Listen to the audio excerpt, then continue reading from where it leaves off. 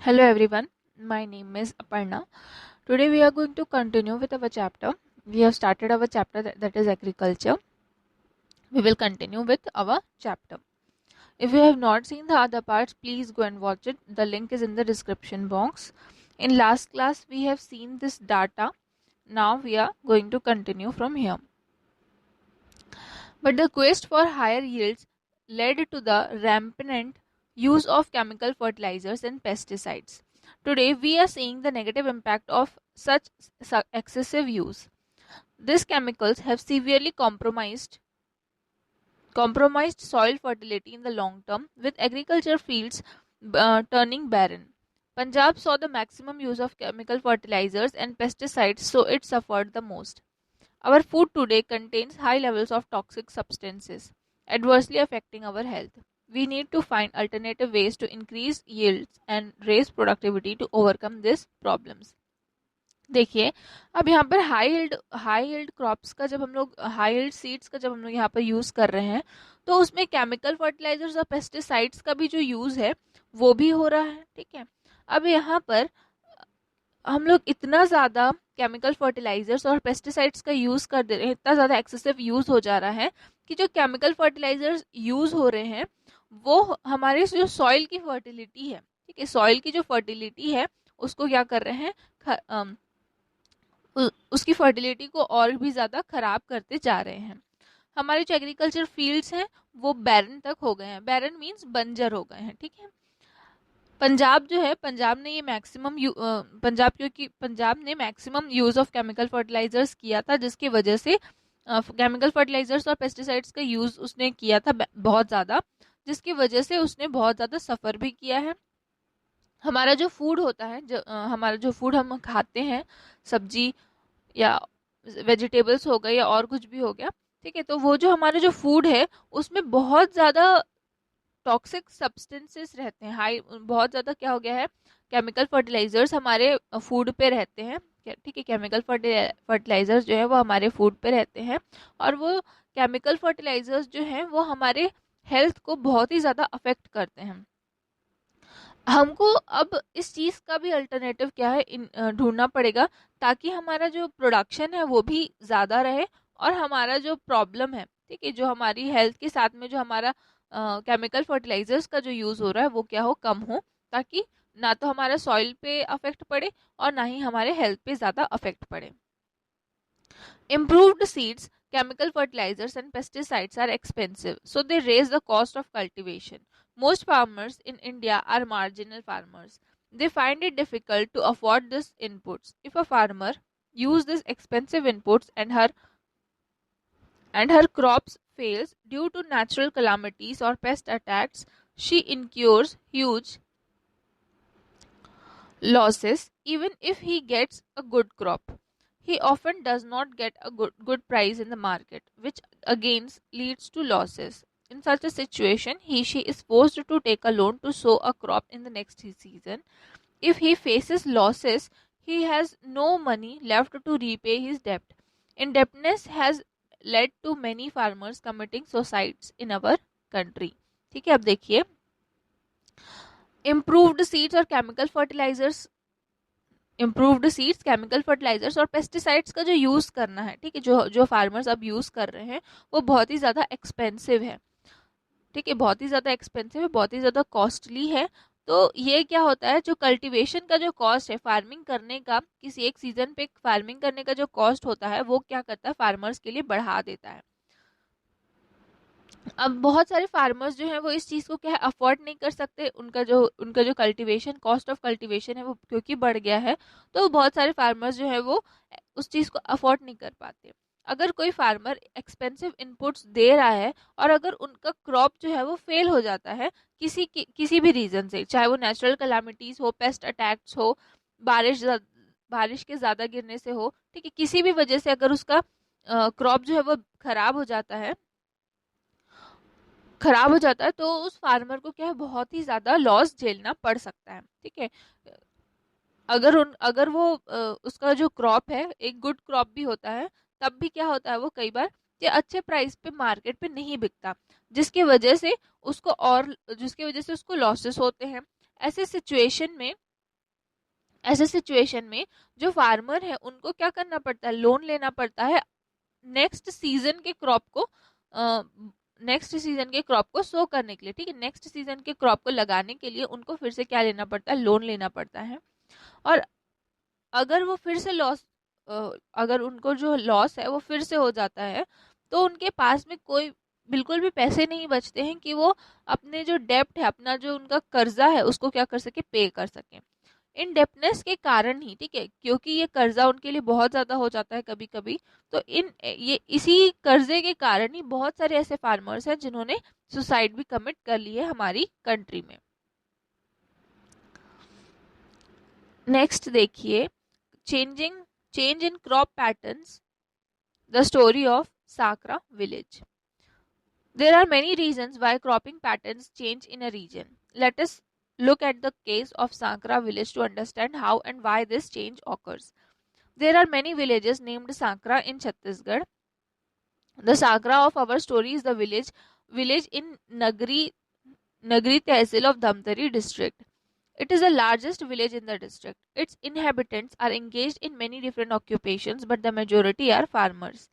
The chief crop is paddy. In the past, people cultivated paddy during the Kharif season and grew gram, Bengal gram, Khesari, wheat, lean seed, etc. during the Rabi season. ठीक है, देखिए जो crop change का जो pattern है, ठीक है, जो भी आपका क्रॉप का पैटर्न जो है वो चेंज हो जाता है, वो बहुत सारे अलग अलग रीजंस की वजह से चेंज होता है। देखते हैं, यहाँ पर अभी एक केस लिया गया है, एक एग्जांपल लिया गया है साकरा विलेज का, क्यों वहाँ के क्रॉप्स के पैटर्न पे क्या हुआ, चेंज आया है, इस चीज को हम लोग देखते हैं। वैसे तो छत्तीसगढ़ में बहुत सारे साकरा विलेजेस हैं, लेकिन यहाँ पर जो हमारी जो स्टोरी यहाँ पर आपको बताई जा रही है, वो ये जो साकरा विलेज है वो आपका नगरी तहसील धमतरी डिस्ट्रिक्ट के बारे में बताया जा रहा है। ये बहुत ही ज़्यादा ये जो साकरा विलेज है वो लार्जेस्ट विलेज है उस डिस्ट्रिक्ट पे। इसके जो इनहेबिटेंट्स हैं वो ज़्यादा बहुत सारे अलग अलग ऑक्यूपेशंस पे हैं, ठीक है, वहाँ जो रहते हैं लोग वो अलग अलग ऑक्यूपेशन पे हैं। इनहेबिटेंट्स मीन्स जो वहाँ रहते हैं, ठीक है, जो वहाँ रहते हैं तो वो अलग अलग डिफरेंट ऑक्यूपेशंस पे हैं, अलग अलग जगह काम करते हैं, लेकिन ज़्यादातर लोग फिर भी फार्मर्स ही हैं। और उनका जो क्रॉप है, चीफ क्रॉप है, वो आपका पैडी है। पुराने टाइम पे, ठीक है, पास्ट पे लोग जो थे वो पैडी कल्टीवेट करते थे खरीफ सीजन में, और बंगाल ग्राम, केसरी, वीट जो है वो रबी सीजन पे कल्टीवेट करते थे। A little over 25 years ago, a dam was constructed across the Sondur River in this district. Canals from the Sondur Dam brought water to the village. Farmers now did not have to wait for the monsoon to irrigate their kharif paddy crop. With irrigation, they also begin cultivating paddy in Rabi as well. The flood irrigation from the canals suited paddy cultivation, but did not suit crops such as gram, kesari, and lean seed that require very little water and cannot grow in waterlogged fields. So the farmers gradually stopped growing these crops. The government also launched a paddy procurement scheme to encourage more and more farmers to grow paddy during the Rabi season. देखिए, करीब 25 साल पहले जो dam है Sondur river पे वो construct किया गया, और जो कैनाल्स हैं सोंडूर डैम पे वो बनाए गए ताकि वो विलेज पे क्या कर सके, पानी दे सके। फार्मर्स अब क्योंकि वहां पर डैम बन गया था तो फार्मर्स को मॉनसून का वेट नहीं करना पड़ता था अपने खरीफ पैडी क्रॉप को इरिगेट करने के लिए, ठीक है। अब क्योंकि इरिगेशन उनके पास में अवेलेबल है तो वो रबी सीजन पे भी क्या है, पैडी को कल्टीवेट कर सकते थे। अब ये जो फ्लड, क्योंकि इरिगेशन, ठीक है, क्योंकि वहां पर बहुत ज्यादा उनका इरिगेशन हो रहा था, फ्लड इरिगेशन हो रहा था, और कैनाल्स का जो पानी है वो उनको मिल रहा था, तो वो पैडी कल्टीवेशन के लिए बहुत ज़्यादा अच्छा था, लेकिन वो ग्राम, केसरी और लीन सीड कल्टीवेशन के लिए उतना अच्छा नहीं था, क्योंकि ये सारे जो क्रॉप्स हैं उनको काफ़ी कम पानी की ज़रूरत पड़ती है और वो बहुत ज़्यादा पानी पे अच्छी तरीके से ग्रो नहीं कर पाते। ऐसे में फार्मर्स ने रबी सीजन पे भी पैडी को ग्रो करना स्टार्ट कर दिया, और गवर्नमेंट ने भी एक कैंपेन जो है वो लॉन्च किया था कि जो फार्मर्स हैं वो ज़्यादा से ज़्यादा पैडी का ग्रो करें रबी सीजन में भी। We can thus see how a development project such as the Sondur Dam changed the cropping pattern in Sakra village by providing irrigation to farmers. It led to paddy cultivation throughout the year and a steep decline in the cultivation of traditional rabi crops such as gram kesari, wheat and linseed. ठीक है, अब देखिए किस तरीके से कोई एक development project जो था सोंडूर डैम में, उसने क्या किया, जो साकरा विलेज का जो पैटर्न था वो पूरी तरीके से चेंज कर दिया। ठीक है, साकरा विलेज में इरिगेशन प्रोवाइड करने की वजह से उनका जो पैटर्न था मीन्स वहां पर उनके जो उनका क्रॉप क्रॉप को फार्मिंग करने का जो उनका पैटर्न था वो क्या होगा, यहाँ पर चेंज हो गया। और वो पूरे साल अब क्या करते हैं, सिर्फ और सिर्फ पैडी ही ग्रो करते हैं, जिसकी वजह से बहुत ही ज्यादा डिक्लाइन देखने को मिल रहा है। कल्टीवेशन मीन्स यहाँ पर जो ट्रेडिशनल क्रॉप्स थे उनके, जैसे कि रबी क्रॉप्स जो था आपका ग्राम केसरी, वीट और लीन सीड में क्या हो गया, बहुत ज्यादा डिक्लाइन देखने को मिला। ये आपका एक मैप दिया हुआ है। ठीक है, यहाँ पर आपका मैप है जिसमें कि आपका राइस और वीट प्रोडक्शन जो है इंडिया में वो दिखा रहा है। ये आपका मैप है। ठीक है, यहाँ पर ये जो पोर्शन है वो आपका राइस प्रोड्यूसिंग रीजन है। ठीक है, ये जो रीजन आपका दिख रहा है वो आपका राइस प्रोड्यूसिंग रीजन है, और ये जो है ये आपका एसेसरी राइस प्रोड्यूसिंग रीजन है। ठीक है, ये देखिए यहाँ पर वाला जो एरिया है वो आपका ज्यादा ज्यादा से ज्यादा राइस जो है वो प्रोड्यूस करता है, और इस एरिया पे राइस प्रोड्यूस होते हैं लेकिन कम होते हैं। ठीक है, उसी तरीके से यहाँ पर ये वाला जो मैप है ये आपको दिखा रहा है कि ये वीट कल्टीवेशन यहाँ पर कितना होता है।